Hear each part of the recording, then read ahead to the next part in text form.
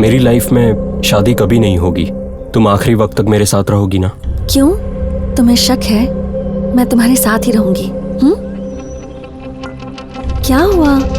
वैसे मैं तुम्हारे बिना रह नहीं पा रहा हूँ।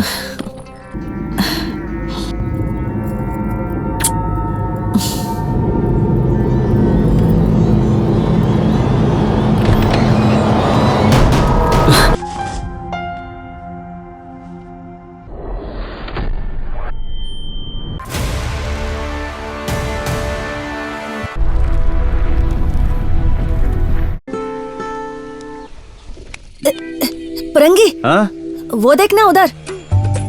आने दो देखते हैं। हाँ देखो गौड़ा जी। हाँ बोलो। परंगी आपको देखकर भी पैर के ऊपर पैर डालकर होशियारी दिखाता है। आप कौन हो? गांव में आपका क्या रुतबा है? आपके आते ही पैर के ऊपर पैर रखा है, इसकी चर्बी देखिए। पूछिए गौड़ा जी। चलो चल के पूछता हूँ। ए परंगी, जब मैं आ रहा हूँ फिर भी अपने पैर के ऊपर पैर डाल के बैठा है, इतनी हिम्मत है तेरी? अरे कनेक्शन, हाँ? पैर किसका है? तुम्हारा। पैर के ऊपर पैर डालकर कौन बैठा था? तुम ही। तो फिर इसे किस बात की प्रॉब्लम हो रही है? मैं कैसे भी बैठूं, ऐसे बैठूं या फिर ऐसे पैर फैलाकर बैठूं या नाचूं, मैं कुछ भी करूं, तुम्हारा गौड़ा क्यों पूछेगा? ए परंगी, कुछ ज्यादा ही बोल रहे हो तुम। इसका परिणाम भोगना पड़ेगा तुम्हें। अरे कनेक्शन, अगर ऐसा ही चलता रहा तो रामायण में भीम ने क्या बोला था वैसा ही मैं बोलूंगा। परिणाम से कुछ नहीं होने वाला, इसे समझा दो। अरे ऐसा क्या हो गया जो तुम इतना उछल रहे हो? गौड़ा जी एक बात कहूँ आपसे, आप इसकी बातों को दिल पर मत लीजिए। चलिए यहाँ से। इसकी बात कौन सुने यहाँ पर? सीधे सीधे चले जाओ, देखो कैसा चल रहा है भैंस की तरह। परंगी, कैसे अपनी बातें सुनकर गौड़ा जी पूरा हिल गए। तुझे पता नहीं है मैं कौन हूँ? कौन जानता है? अरे वो लोग मेरे बारे में जान गए, अब तू नहीं जाना, बदमाश लड़का। परंगी, वहाँ देख, हमारे गांव में कोई गाड़ी आ रही है। आई। ये कौन है? Excuse me sir. तिमन्ना जी का गांव यही है ना? हाँ यही है सर। और उनका घर किधर है? सर जो नहीं है उस खंडर घर में जाकर आप क्या करोगे? खंडर घर? ओके।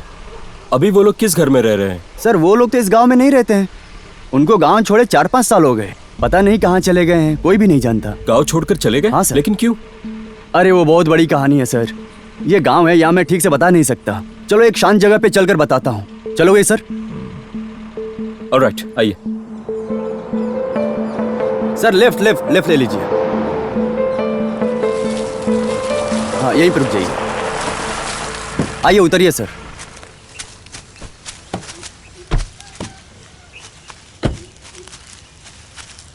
सर अपना जो तिमन्ना है वो कभी भी किसी का बात नहीं सुनता था और न ही किसी पर जबरदस्ती करता था, सिर्फ अपने काम से काम रखता था, अपने हिसाब से अपनी जिंदगी जी रहा था।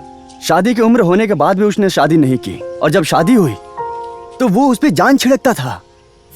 सर वो हिंदी में पंक्तियां लिखकर इतने अच्छे से गाता था और जब वो गाना गाना शुरू करता था सर तो अगल बगल के पूरा गांव झूम उठता था, इतना अच्छा गाता था।